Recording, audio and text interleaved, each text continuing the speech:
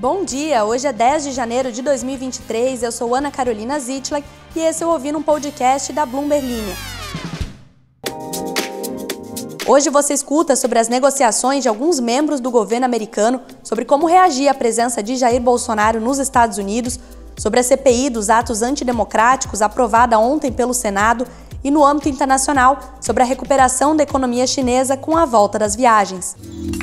A presença do ex-presidente Jair Bolsonaro nos Estados Unidos se transformou em um dilema diplomático para o presidente americano Joe Biden depois que os seus apoiadores invadiram prédios do governo em Brasília no domingo. Um ex-assessor disse na segunda-feira que Bolsonaro foi hospitalizado perto de Orlando, na Flórida, com dores abdominais depois de ser visto na área nos últimos dias.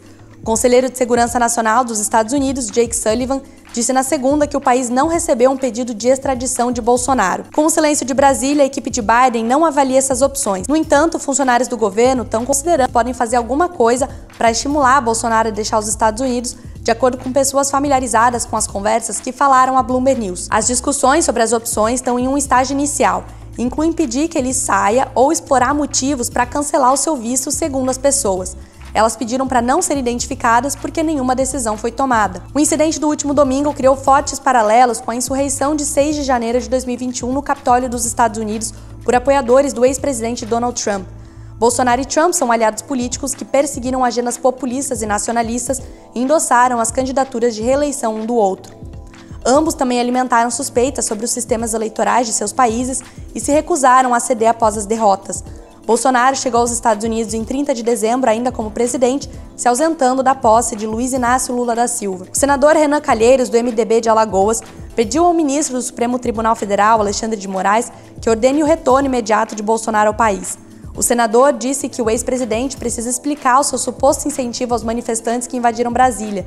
Ele pediu ao tribunal que emita uma ordem de prisão caso ele se recuse a cooperar com a investigação. Moraes, que preside uma investigação de supostos atos contra a democracia brasileira, já emitiu vários mandados de prisão contra apoiadores de Bolsonaro. Próxima notícia. Senadores brasileiros reuniram na tarde de segunda-feira o número mínimo de 31 assinaturas necessárias para a formação de uma comissão parlamentar de inquérito, ou CPI, para investigar a invasão e a depredação dos prédios do Congresso, do Palácio do Planalto e do Supremo Tribunal Federal.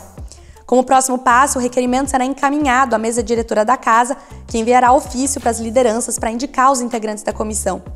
Essa comissão terá prazo de funcionamento de 130 dias e será chamada de CPI dos atos antidemocráticos. O requerimento foi feito pela senadora Soraya Tronic, do União do Mato Grosso do Sul, nesta segunda-feira.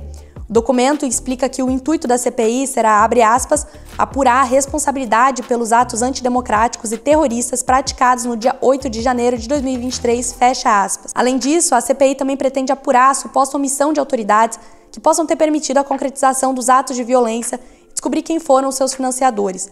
No requerimento, o Tronic cita uma série de notícias informando que a esplanada dos ministérios seria fechada no fim de semana devido à presença de apoiadores de Bolsonaro em Brasília, que pretendiam protestar contra o resultado da eleição presidencial. Também cita uma série de notícias informando sobre as reivindicações dos bolsonaristas, que incluíam derrubar o governo eleito e invadir prédios públicos. E tem mais. Na esfera internacional, um grande número de chineses se prepara para viajar pelo país com o início da principal temporada de festas, um sinal de que o fim da política de Covid-0 dá lugar à recuperação na atividade econômica.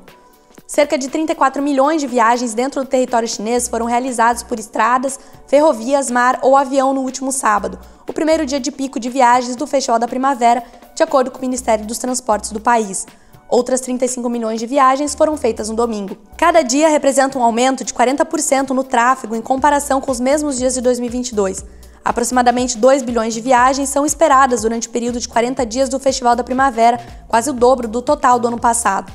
O maior fluxo de viagens é um bom sinal para as perspectivas econômicas da China e sugere que o pior da última onda de Covid pode ter passado nas principais cidades. Esse foi o Ouvindo um Podcast da Bloomberg Linha. Não esquece de se inscrever e de ativar as notificações para ficar por dentro de todas as notícias. Até a próxima!